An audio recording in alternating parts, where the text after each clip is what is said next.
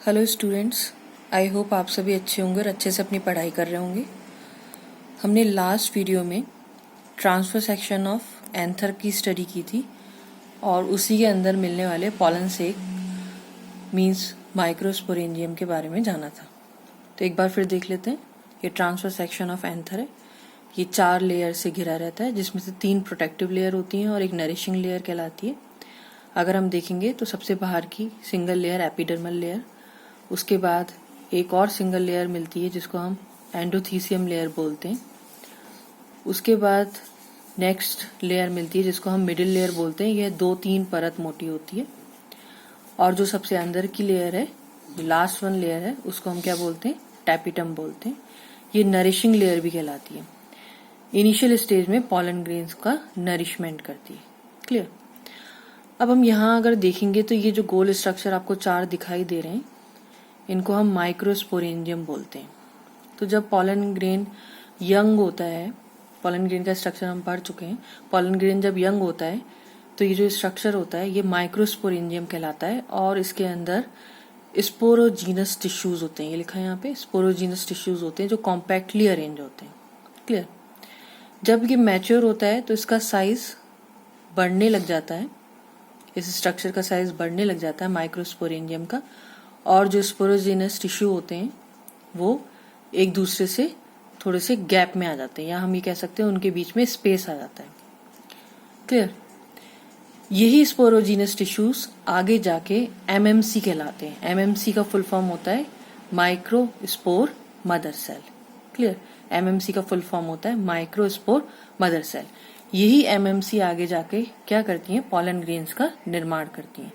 तो एमएमसी से pollen grains तक बनने की जो प्रोसेस होती है उसको बोलते हैं माइक्रोस्पोरोजेनेसिस, या हिंदी में हम बोलेंगे लघु बीजाणु जनन। क्लियर? ये चीज आपको क्लियर है? ठीक है। तो ये स्ट्रक्चर आपका मेन है, आपको ये स्ट्रक्चर अच्छे से ध्यान रखना है। उसके बाद हम नेक्स्ट चलते हैं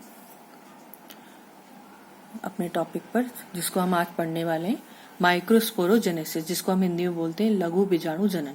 तो लघु बीजाणु जनन होता क्या है? पॉलन मदर सेल से माइक्रोस्पोर बनने की प्रक्रिया को क्या कहते हैं? माइक्रोस्पोरोजेनेसिस कहते हैं। क्या बोलते हैं? माइक्रोस्पोरोजेनेसिस या लघु बीजाणु जनन कहते हैं।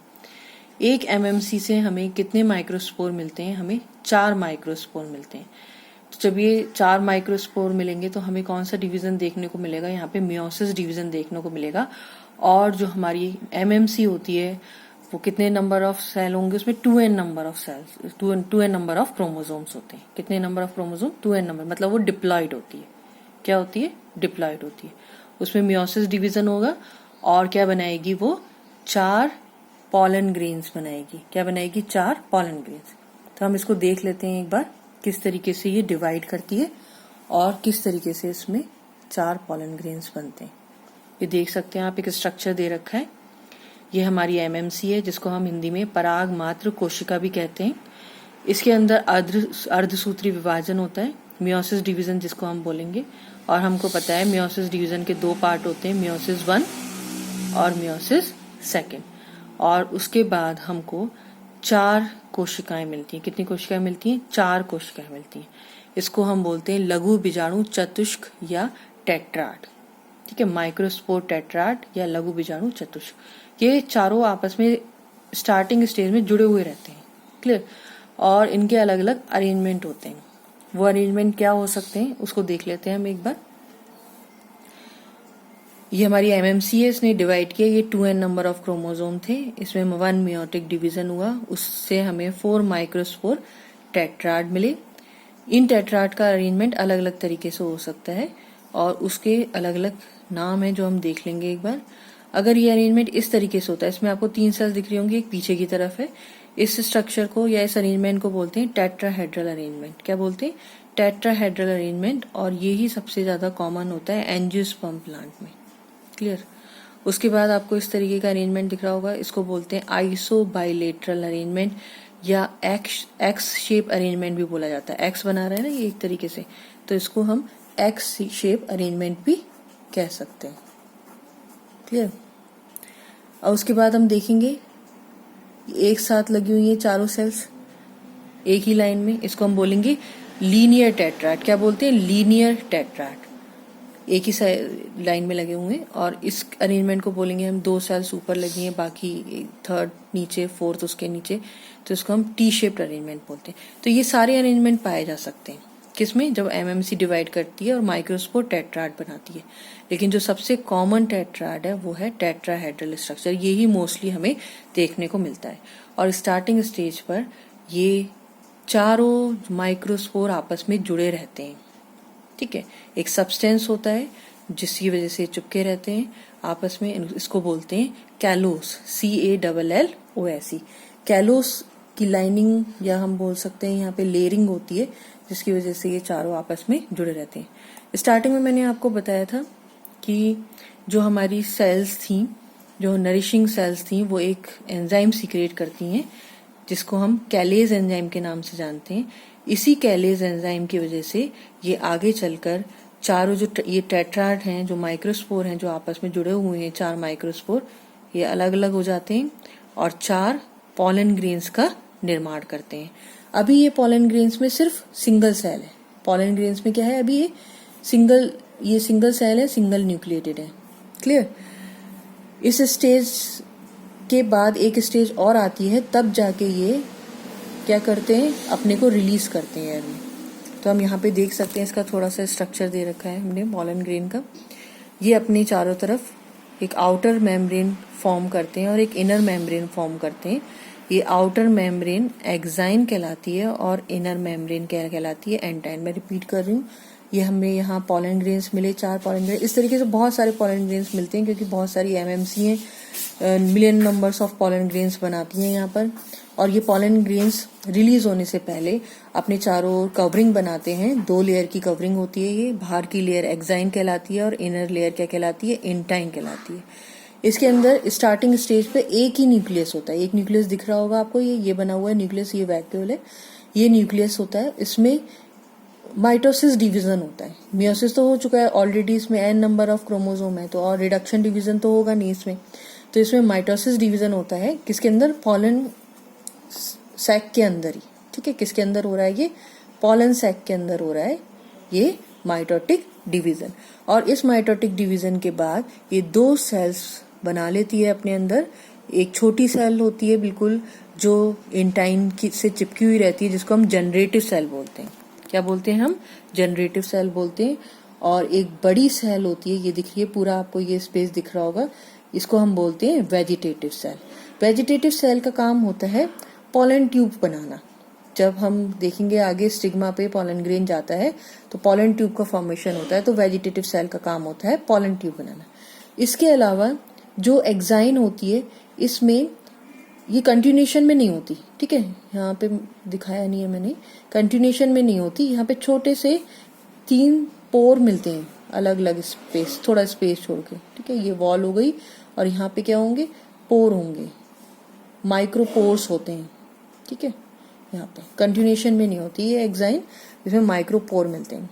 और जो एंटाइन होती है वो कंटिन्यूएशन में होती है और क्या कैरी करती है, 2 सेल्स कैरी करती है, जनरेटिव सेल और वेजिटेटिव सेल। स्टार्टिंग स्टेज में जो जनरेटिव सेल होती है वो एंटाइन से चिपकी हुई रहती है, ठीक है। और ये सारा हमारा क्या हो गया, ये हमारा साइटोप्लाज्म हो गया। इसके बाद नेक्स्ट जो स्टेज आती है, इस स्टेज में ये स्टिग्मा पे जाता है और स्टिग्मा पे जाने के बाद क्या करेगा, ये स्टिग्मा पे जाने के बाद एक पॉलन ट्यूब बनाएगा। पॉलन ट्यूब बनाने के लिए जो ये एंटाइन लेयर है, ये किसी भी जर्म पोर के थ्रू बाहर की तरफ निकलेगी। जैसे यहाँ पे ये एक जर्म पोर ये दिखाया हुआ है, एक जर्म पोर ये दिखाया हुआ है, एक जर्म पोर ये है। तो ये जो एंटाइन है वो एक किसी जर्म पोर के थ्रू क्या निकलती है, बाहर निकलती है।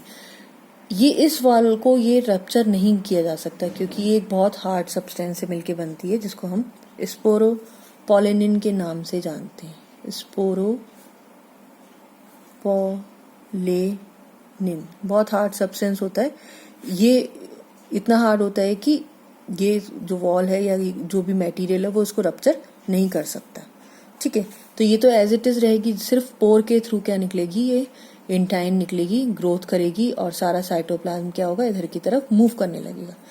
यहीं पर नेक्स्ट जब ये पूरी ट्यूब बन जाएगी, और जनरेटिव न्यूक्लियस और वेजिटेटिव न्यूक्लियस इधर की तरफ मूव कर जाएंगे, पॉलन ट्यूब की तरफ मूव कर जाएंगे।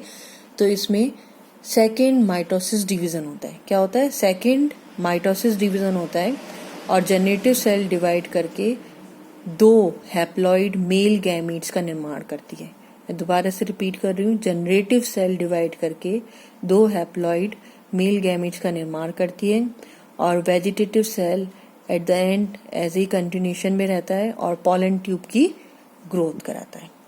Is it clear? ये स्ट्रक्चर क्लियर है? मैं एक बार पूरा रिपीट कर देती हूँ आपके लिए, जिससे आपको कोई प्रॉब्लम ना हो। हम दोबारा से स्ट्रक्चर देख लेते हैं, ठीक है? ये हमारा ट्रांसफर ऑफ एंथर है। इसमें 4 लेयर होती हैं जो हम पढ़ चुके हैं, एपिडर्मिस, एंडोथीसियम, मिडिल लेयर और टैपिटम। टैपिटम का काम होता है पॉलन ग्रेन को स्टार्टिंग स्टेज में नरिशमेंट देना। स्टार्टिंग स्टेज में इस स्ट्रक्चर को, जो ये 4 आपको सैक लाइक स्ट्रक्चर दिख रहे हैं, इसको माइक्रोस्पोरेंजियम बोलते हैं और इसमें कॉम्पैक्टली अरेंज सेल्स होती हैं जिसको स्पोरोजिनस टिश्यूज या स्पोरोजिनस सेल्स के नाम से भी जानते हैं। जब एंथर मैच्योर होता है तो ये स्ट्रक्चर बड़ा हो जाता है और इन सेल्स के बीच में गैप आ जाता है और इसके बाद ये सेल्स क्या करती हैं? डिवाइड करना शुरू करती हैं और इस स्टेज में इसको हम क्या बोलते हैं? MMC, microspore mother cell. तो पॉलन मदर सेल से माइक्रोस्पोर बनने की जो प्रक्रिया होती है इसको क्या बोलते हैं? माइक्रोस्पोरोजेनेसिस बोलते हैं। ये कैसे होती है? इस डायग्राम में हमने देखा था। ये हमारी एमएमसी है। एमएमसी में क्या होगा? मियोटिक डिवीजन होगा। यहाँ 2n नंबर ऑफ क्रोमोसोम थे, यहाँ पे n नंबर ऑफ क्रोमोसोम रह जाएंगे।